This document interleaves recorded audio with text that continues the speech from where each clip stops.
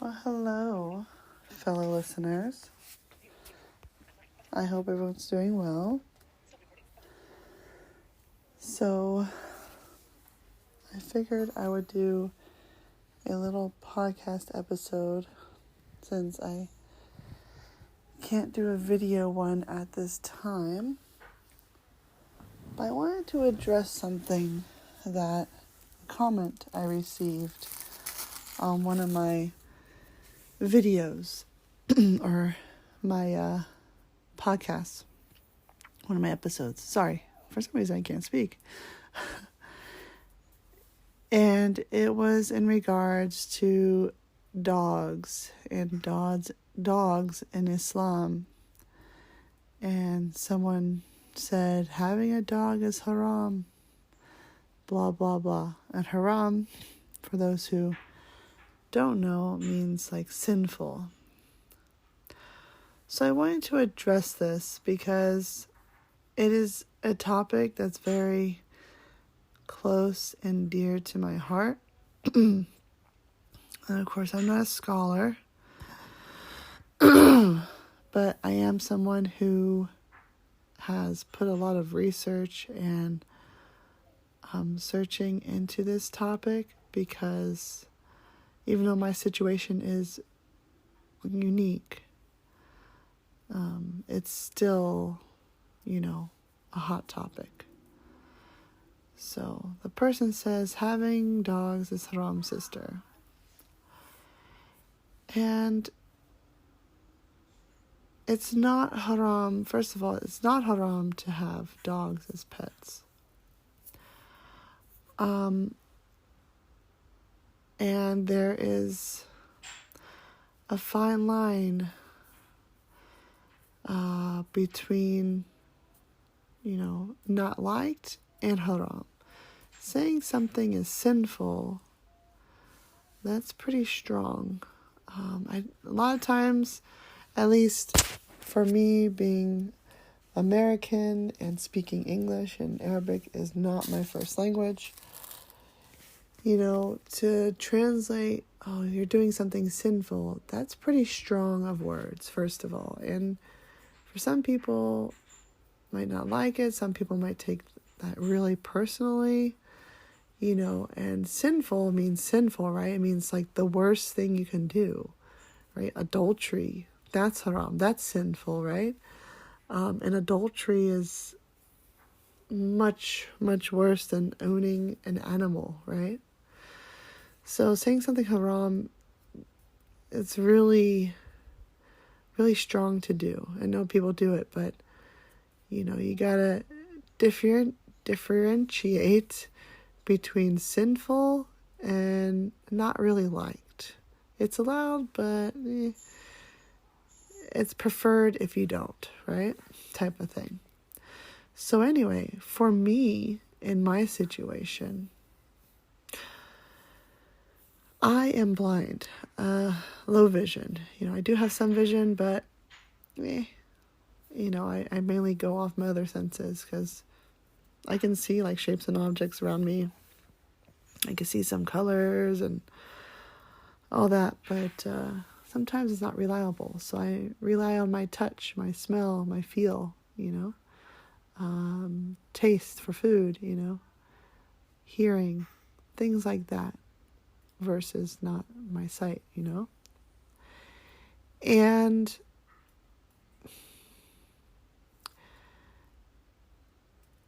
for me, walking around, yes, they have the cane. So for a blind person, we have different ways of navigating safely. There's the traditional mobility white cane that many people use, and it's a great tool and what you start out with to learn how to walk around independently. And this cane will, it's pretty much like a long stick with a comfort handle grip, and you swing it back and forth in front of you, left to right, left to right. And that stick, like if you're walking, it will hit like a pole. Let's say there's a pole in the middle of the sidewalk and you're walking. If you're using your cane correctly and the proper way it's supposed to be used, the cane will hit that pole and you will stop. Be like, oh crap, there's a pole there or there's something there. So you don't run into it, right? And even holes on the ground, your cane suddenly starts dropping. You know that, oh, there's a hole there, or a curb. You're able to detect a curb with a cane because you feel the end of the cane. You will feel it going off the curb and kind of like in air. And oh, okay, that's a curb. And you learn all of this when you're learning how to use a cane for the first time. So you know how to get around. So using a cane is okay, I mean, you find all the stuff in the street, on the sidewalk, to get around it, which is fine, whatever. It gets you around safely, so that's all that matters. But there's also many people who use guide dogs or service dogs or seeing eye dogs. And now these dogs are trained to guide you around safely, around objects, obstacles. It's in replacement of the cane, but a little enhanced, because instead of finding that object, you probably will go around it and have no idea it's there.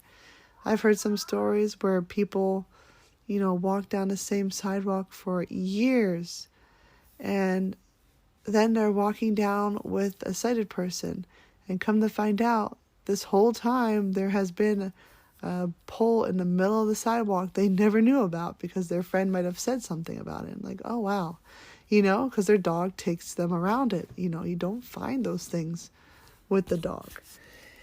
You go around objects, as long as it's safe, and as long as the dog determines it can be safe, you go around the objects with the dog so you don't bump into anything. They are trained to stop at curbs, down curbs, up curbs, stairs, things like that, so you can travel around safely. So those are the two main modes that many blind and visually impaired people use. And a lot of times, not with everyone, of course, but a lot of times when you are pretty good with your mobility, you can get around safely and responsibly with your cane, you kind of like that freedom of having a dog and using a dog.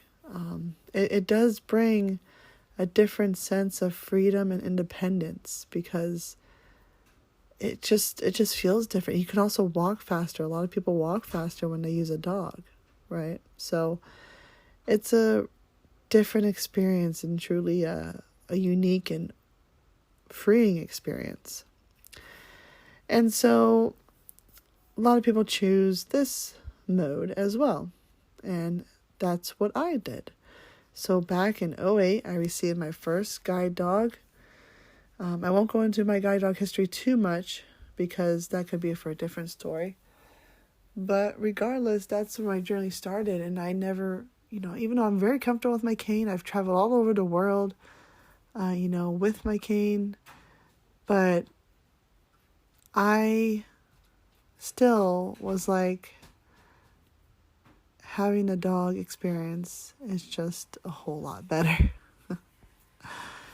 So, back in 2008, I got my first dog in August of 2008. In December of 2008, I converted to Islam. And now I didn't know the rulings or thoughts, processes, or anything about dogs in Islam. Sorry, my voice.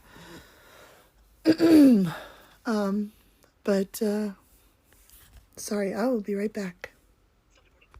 Okay, I am sorry about that. I had to go drink some water. I don't know what happened to my voice. So anyway, basically, I didn't know any, cultural, tradition, anything about the dogs in Islam. I just knew I wanted a dog. And there has been a lot of bumps in the road since I started using a dog, but with Islamically wise. But I come to find out that dogs are allowed in Islam, especially working dogs. I mean, they used, sheepdogs to herd dogs back in the day, with Islam. For the sheep, for cattle, they use dogs. Hunting. I mean, I probably should have brought them, and I can probably do that in another episode where there is not posts. There is, see, this is unfiltered, unedited version. There is scripture and evidence of, using dogs as hunting dogs is okay. Using dogs as herding sheep dogs, working dogs. There's a whole slew of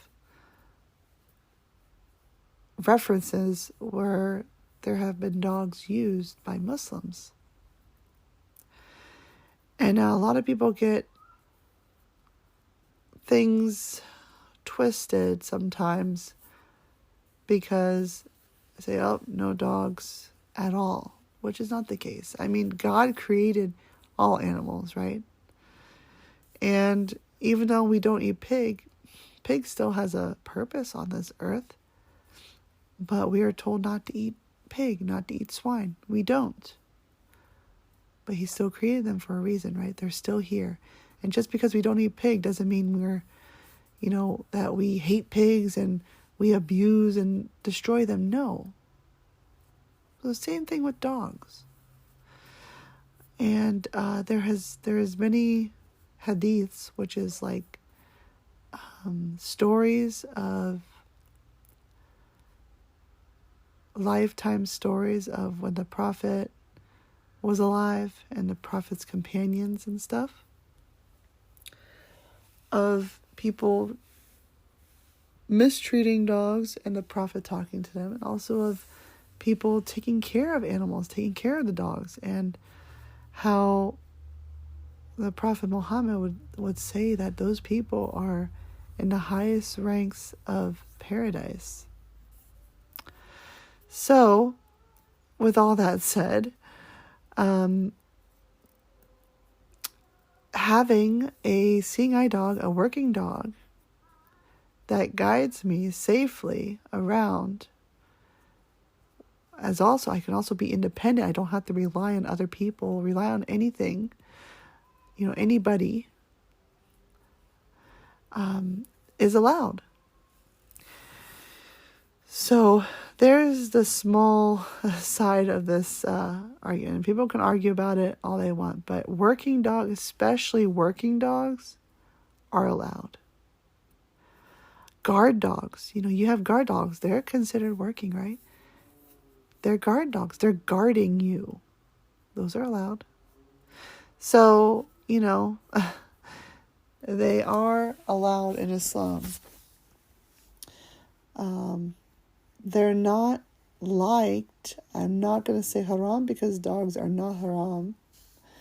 But I'm not going to say haram. They're not liked. Now, these are my own words saying that they're not liked. Okay, guys? With many Muslims, because of the saliva. The saliva, even scientifically, has been shown that it carries a lot of bacteria and dirtiness. And in Islam, we try to be as clean as possible at all times, right? So it's not like to have a dog, even if whether it's working or not, or especially a pet, because a pet doesn't really do nothing for you. Yeah, I might, bring you companionship, but like the saliva and all that stuff, can become a hassle for someone who just has a pet. And the saliva is the main thing that makes dogs not permissible in the house for Muslims, because the saliva is dirty, like I said. And as Muslims, we need to stay as clean as possible, right? Especially for prayers and stuff. So, the saliva is the main thing, the dirtiness, really. But if you do get saliva on you, just you wash it off, and there's a certain ritual, I think, that should be done after. Not really ritual, I guess, just like a certain habit that should be done after you get saliva on you, especially like your hands or anywhere, I guess. You wash. They say you should wash it 7 times. So, But anyway, in my case, my dog is a working dog, so he is allowed. He is permitted in Islam. Many Muslims don't know about the actual rulings of dogs in Islam because of either what they're taught, or a lot of it comes from culture. A lot of people, especially a lot of Muslims that come from different countries, the dog and cat especially population is crazy. And a lot of countries have stray feral dogs, and they can be mean. They can be terrifying. So I totally get why some Muslims are scared of dogs because of where they come from. They come from a country that has stray dogs all over, and that can be scary for anybody. But that doesn't mean dogs are haram.